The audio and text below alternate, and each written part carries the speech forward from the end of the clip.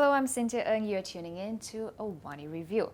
On this episode today, I have a special guest who flew in from Singapore to join us for this episode. His name is Connor McNamara.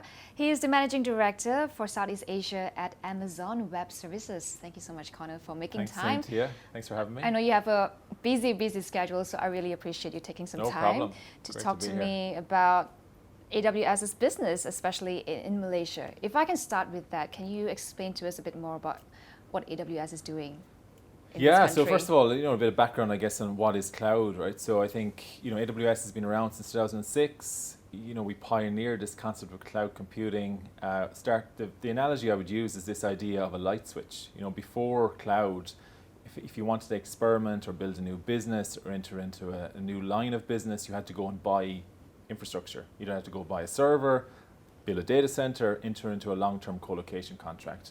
And so if you're a startup or you're a developer who has an idea, or any business who wants to test an idea, that's a real innovation bottleneck. It's really, really challenging to go out and do that, often because it's commercially challenging to do it. Mm-hmm. And so with the cloud, you can consume cloud services, storage, networking, compute, database. We've over 200 services now at AWS, and you only pay for what you use. So pay-as-you-go basis. So it's truly transformative from a commercial perspective. And then obviously since 2006, we've kind of evolved our service offerings significantly. One of the reasons I think customers really value AWS is that we really innovate at a really fast clip. And we now have over 200 services, from our basic compute, network, storage, database, but also machine learning, AI, edge services, IoT. And we're constantly listening to our customers and innovating on their behalf. AWS holds about more than a third of market share in the cloud infrastructure segment, actually leading by a wide margin globally. But what about in Asia specifically? How is the business looking like, and specifically Malaysia? So we're really excited about the growth we're seeing globally, regionally across ASEAN and definitely in Malaysia. And we're excited about the trust customer placing in us, but also it's early. Less than 10% of IT spend is in the cloud today. So while this is Asia. Globally, and I would imagine it's even less in Asia. And so, we're very happy with the momentum we're seeing. We're very appreciative of the trust customers are placing in us. But at Amazon, we have this kind of long-term orientation. We have this day one mindset, so we don't ever take our customers' trust for granted. I think that's a big part of our progress. So, here in Malaysia, we're seeing momentum across all customer segments. There isn't an industry vertical or organization of any size that isn't touching the cloud to some degree today, because the value proposition is just so compelling. And so in Malaysia, we break our customers into different segments. So I'll start with startups, because AWS started servicing startups way back in 2006, the Netflixes of the world and the first generation of unicorns. And so we're very excited about the momentum we're seeing here as well. Carsome, which is Malaysia's first unicorn, really excited about the partnership with them, because we've been with them the whole way on the journey. And so our startup focus is, first of all, to start with getting startups on the platform. And we want the overwhelming majority of startups to start building on AWS. And so we help them with our Activate Credits program and support from our solution architects. And obviously now we support them as they go through their journey. And they're now using very advanced AWS services like Amazon SageMaker, which is a machine learning offering, to streamline a lot of their services and to blur out the number plate image, for example, in an automated way, so people don't have to do it manually, to allow their developers to do more value-added things, which is an interesting example. StoreHub is another good one. StoreHub, I don't know if you've heard of those, but they are, again, an omni-channel food and delivery and retail payment platform. And so we've worked with them for a long time, but we really worked with them closely over the pandemic, because a lot of their customers were offline. And so in the space of 3 days, they built an online app called Beep Delivery, which basically gave their customers a lifeline to stay in business over the course of the pandemic. Without that application, they wouldn't have been able to stay in business, stay connected to their end customers, and they were able to deliver orders quickly over the course of a weekend that they wouldn't have been able to do previously. So that's a really exciting one. Fashion Valet is another one. Right. E-commerce is a big one for us, obviously, given our heritage as Amazon. We see a lot of momentum in e-commerce across the region, and they're working closely with us as well. A big thing that they benefit from, which is often what you see in e-commerce, is this, peak. How can they respond to peak demand when they run these kind of these campaigns and these various campaigns on different product lines that they're running, and they might see a huge spike in inbound orders. And the great thing about the cloud is it scales up and scales down seamlessly. One, you can do it because you support your customers, but two, you can do it cost effectively. And so that's a big one. So enterprises, enterprises are kind of the cornerstone of obviously here. We work very closely with Maxis. They're an interesting organization. Telco as an industry globally is really embracing the cloud, and we're working with them to modernize their core, using machine learning and AI to serve their consumer business better. They're an advanced consulting partner for AWS, so they're building new lines of revenue, particularly servicing their customers by reselling AWS services and adding value on top of that. So that's a big one. Petronas is obviously a well-known brand here, and we work very closely with them. Again, similar, we work backwards from customers' objectives, and so with Petronas, they're very focused on cost efficiency. So we're working with them to, again, migrate their legacy applications to the cloud using our migration acceleration program. Their lubricants business runs SAP on AWS, significant cost savings versus running it on premises. They're very focused on diversifying their business away from their core revenue streams, and we're working with them on a number of different projects and innovations around that area. What's exciting about this one as well is that we're working on sharing Amazon innovation best practices with their board and C-level, sponsored by their CEO, Datuk Tafiq. So we've trained over 400 Petronas leaders on Amazon innovation practices, so we're working backwards framework. That's really exciting. We're also working with SMBs. ASEAN in general SMEs, is a huge, I think 40% of the GDP of Malaysia, and it's similar across ASEAN, is powered by SMBs. So we're working very closely with many organizations there to help them kind of embrace the power of the cloud by accessing our third-party ISV solutions. I do want to talk about the SMBs and the SMEs. When we talk about going into the digital transformation journey, smaller businesses tend to take a wait-and-see approach before actually putting the money in and spending on it. The perception is that it is costly to go into cloud, and not just to go into cloud, but to stay on cloud. Is cost affecting the speed of cloud computing being adopted in this region? You mentioned less than 10%. So what are the barriers? Yeah, look, it's less than 10%, but we're a $74 billion business globally, and we're growing at 38% year on year. So I think the momentum is really, really significant when you think about the pace of adoption globally. It is a huge, huge market segment. We believe it's a multi-trillion-dollar market segment globally. So there's a huge, huge opportunity there. In terms of SMBs, look, from a cost perspective, I actually believe the opposite. I believe cost is a really compelling reason why customers do move to the cloud. One of the reasons, first of all, we have this kind of DNA at Amazon where we pass on cost savings to our end customers. So we've reduced prices 115 times since we started the business in 2006. So as we build economies of scale into our operating model, as we innovate in how we provide services to our customers through increased automation, then we pass those savings on to end customers. We also build new products and services that then change the whole supply chain around providing hyperscale infrastructure. One of the biggest challenges for organizations is the supply-demand matching. So trying to forecast, if you're an organization today and you're trying to forecast what your business looks like in 5 years' time, which is typically the amount of time you need to commit to a long-term contract if you wanted to do it traditionally, it's next to near impossible. So what the cloud gives you is this ability to test, iterate, learn, adapt your operating model in real time based on unforeseen things, for example, like the pandemic. Right. One of the examples, we worked very closely. On one side of the equation, you had gaming, you had online education, you had video streaming. All of these industries boomed during the pandemic. On the other side, you had travel, hospitality, and they really struggled. And both of those industry sectors benefited from the cloud because these guys could scale down almost seamlessly, and these guys could scale up. And so I think that's one of the real beauties of the cloud. What are the trends that you are observing when it comes to cloud adoption pre-pandemic and now that the pandemic is winding down? You mentioned some sectors that did really well during the pandemic, and some sectors perhaps are still struggling. So what are the trends that you're seeing as we head out from the pandemic? Yeah, look, so I think first of all, in the conversations I was having with executives, there was this real change in conversation tone from why to how. So pre the pandemic, we were still talking maybe to customers around why cloud, the value proposition of cloud. I think for many organizations, the pandemic really crystallized the value proposition. So for example, I talked about StoreHub, that's a great example of you just couldn't do that in the cloud. We've organizations in insurance and so on who were able to build a virtual call center in the cloud using Amazon Connect to say connected to their end customers. You could never do that pre-cloud. The way we architect our infrastructure, multiple regions, availability zones, you don't need to access your physical infrastructure to serve your customers.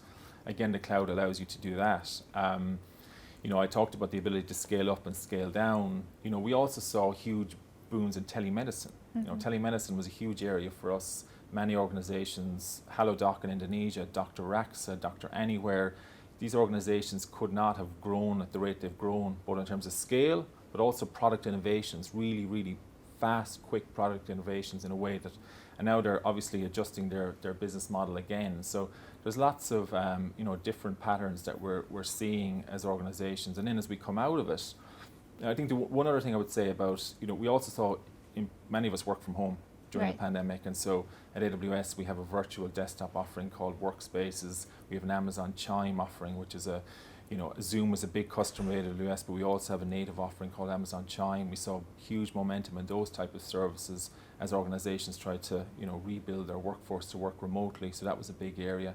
Now, as we come out of the pandemic, again, I think organizations are fine-tuning their business model, but also have clarity that cloud is going to be a core part of their operating model moving forward.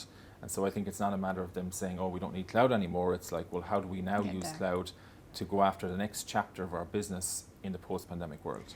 I do wonder about the key differentiators for ASEAN, which is the region that you're looking at, compared with other parts of the world. When you think about ASEAN, people are using technology, focusing more on mobile first. How does that impact your strategy to growing your business here at AWS? Yeah, so I think the exciting thing about ASEAN is the diversity, the growth potential, the mobile first mentality of a lot of people who are coming up, the embracing of cloud skills. So I think one of the things we're very focused in is localization as an overall topic. So I was in Jakarta last week and we launched our AWS region in Jakarta in December 2021. And so that was a big announcement for us. It was our second region in ASEAN after we launched our first AWS region in Singapore in 2010. And so that's a really big statement of intent on behalf of AWS. It's a $5 billion investment in the country over the next 15 years. But with that, we're also localizing services. For example, we have Amazon Connect, which is our call center in the cloud offering. We have that now available in Thailand. We have AWS Outposts, which is a hybrid compute offering where you can access AWS in your own data center, connected seamlessly to the AWS cloud. That's available here in Malaysia since 2020. We have edge locations providing low latency access. That's available here since 2017. We're also localizing a lot of our curriculum because skills is a big part of our agenda here. And so we're very focused on meeting customers where they are on that agenda. We're also very focused, as I said, on skills overall.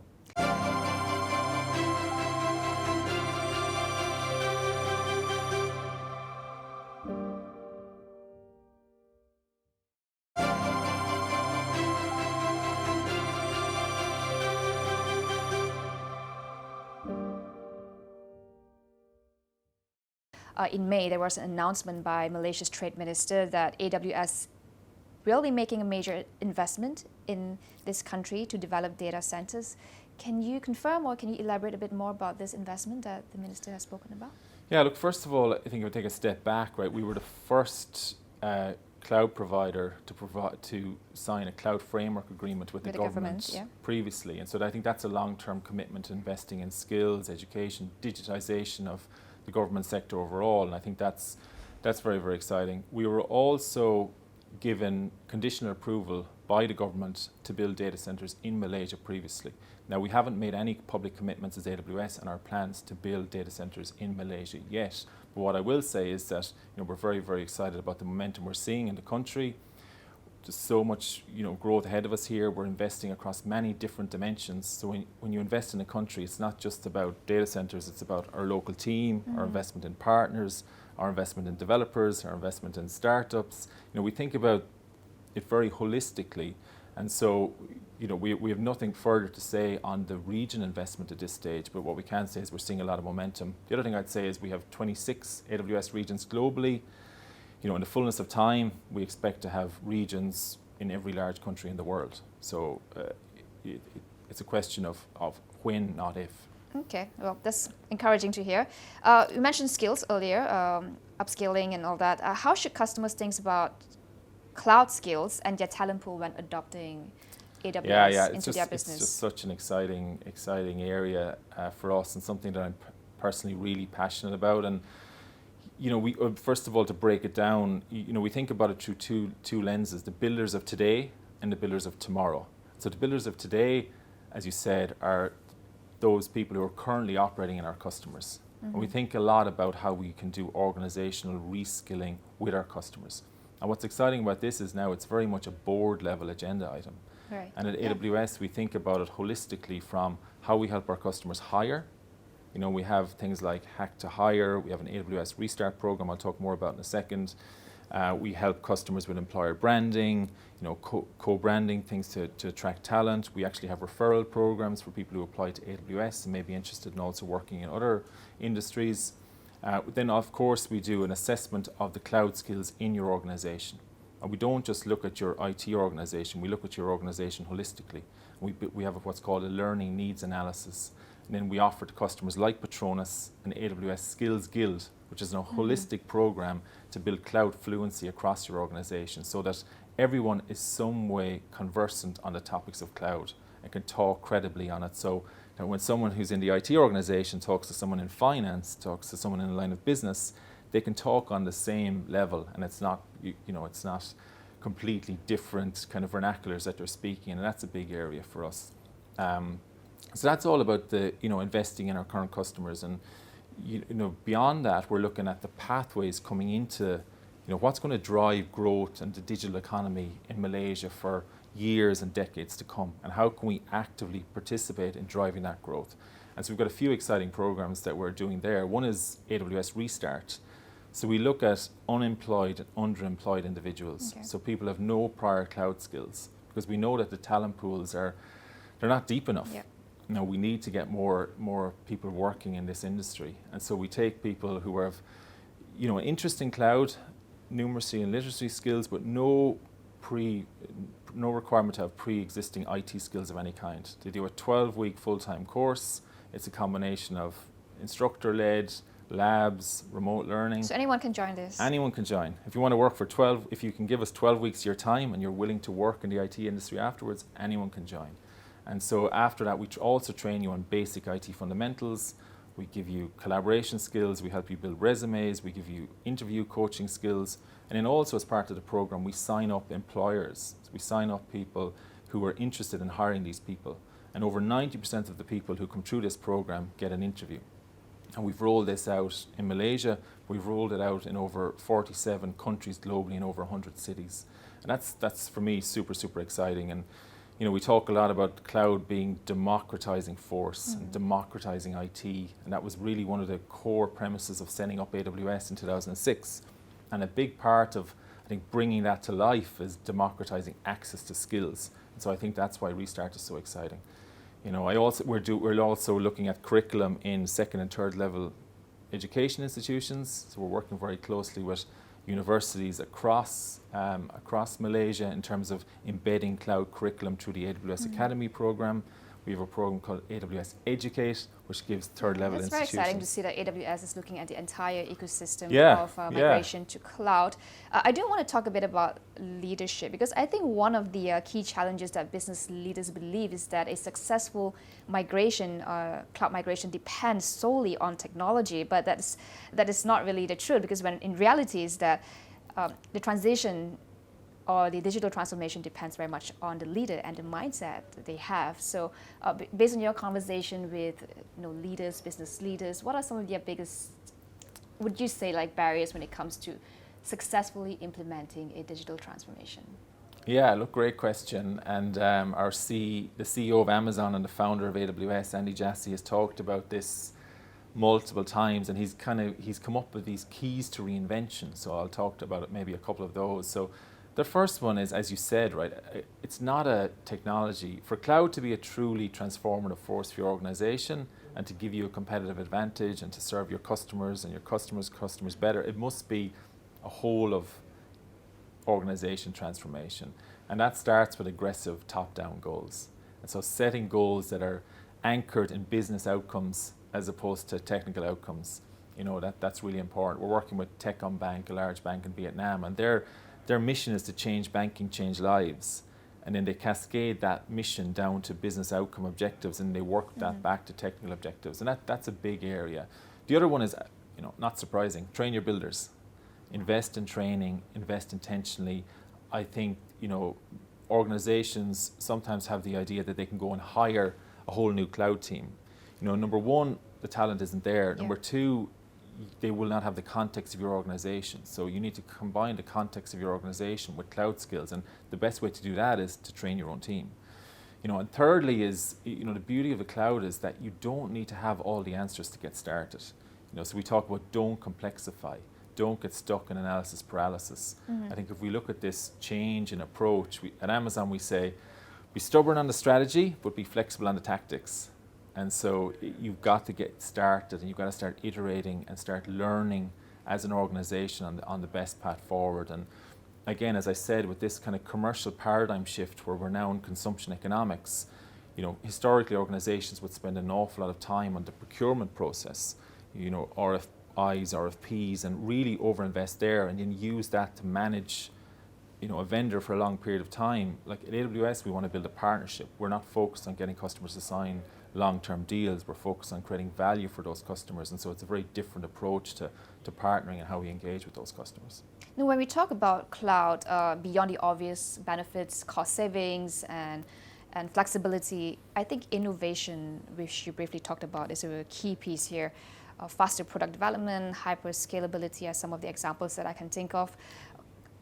What gets you excited? We're looking at cloud computing and helping business reinvent itself. So yes, we have seen some very great examples that you have illustrated earlier. But what's next? What do you think would be the key big trends or key impact that you might see from cloud computing? Yeah, look, I think again, I believe it was our CEO, Andy Jassy, said this. He said the most transformative innovations are the ones that unlock the innovations of others. And so the beauty of the cloud is that, if you go back to 2006 when we started the business, could you ever conceive of all the different businesses that are now running on AWS? You just couldn't, and I think when you think about the next 15 years, it's really difficult to predict that future, but the beauty of it is that it gives people who are innovators, who have an appetite to invent on behalf of their customers, an opportunity to do it in a low-cost manner, accessing the same level of services that the largest global banks, the largest enterprises, the large government institutions get. So that's the first way I'd answer it. The second thing, trends-wise, machine learning and AI, of course, is a big area for us, and we're very, very focused on that. And there's so many different use cases across so many industry verticals, and that will continue to be a huge area of focus for us. I mentioned some examples with Carsom earlier, but there's so much if you think about all of the online portals that we have, and even if you think about the Amazon recommendations engine, when you go into on Amazon and they recommend if you like this, you might also like this, like that's AI. A lot of our services come directly out of Amazon, so our Amazon Lex or voice to text and text to voice API services, which is a form of AI, are directly coming from our Amazon.com business. And I think we'll continue to see huge growth and innovation around the space of AI. I think the other area that's interesting is sustainability as a topic. Right. I think now in my conversations with customers, we hear more and more conversations about how AWS and the cloud can support organizations in realizing their sustainability objectives. And we've come up with the Amazon Climate Pledge, which is to be net carbon zero by 2040. We want to power all of AWS regions globally by fully renewable energy by 2025. We've just launched the AWS Carbon Footprint tool. So if you're an AWS customer, you can now go online and see how So you can track. You can and track measure? exactly and Okay. measure how energy efficient or green your cloud adoption is, and you can use that reporting into your broader sustainability reporting requirements. I think that's a big area for us overall, and I think we'll continue to do more there and invest in that. About running out of time, but if I can get your thoughts about maybe 3 things that a business leader should think about in taking their first step towards cloud. Often for SMBs, they don't always buy AWS native services. Often SMBs will not use our simple storage service. They will use a solution that runs on AWS. You know, for example, Silver Lake is a well-known local partner here, ISV. They've been in retail banking for 30 years. They're now modernizing their traditional ISV offerings on the cloud. They're building new open banking Yes, services I spoke with them recently. on the We were cloud. talking about- So they're a great example. I was talking to another customer, another partner last night called Tapway, and like they're building a service to test durian. I know this is dear to all your hearts. Test durian, I guess, quality and weight using AI services rather than having manual, so they can provide a price back to suppliers and vendors and do it in a low touch, equitable way. And so they've built this service, which I think is, so all of these things are getting built on the AWS cloud that maybe you as an SMB don't always know is even running on AWS. But they're running on a service And that uses they're running on a AWS. service that uses AWS. And a lot of time that's it. And of course, if you're a larger SMB, and you have a small IT team, I would say, 3 things again, just find something to experiment with. Start training your team and test it. It's a low cost, high return thing to do on behalf of your business, because again, not to quote our founders too often, but there's another saying about embrace external tailwinds. And I think cloud is an external tailwind, and I think if you look at the value proposition, you don't want to be the last cohort of customers to embrace cloud, because I think all of your competitors will get a leg up because they will access the advantages sooner. All right. Well, thank you so much, Connor, for sharing your Pleasure. thoughts about what AWS is doing in this region, particularly in Malaysia. Thank you for spending some time with me. Thanks, Cynthia. Thank you. Thank you very much. Thank you.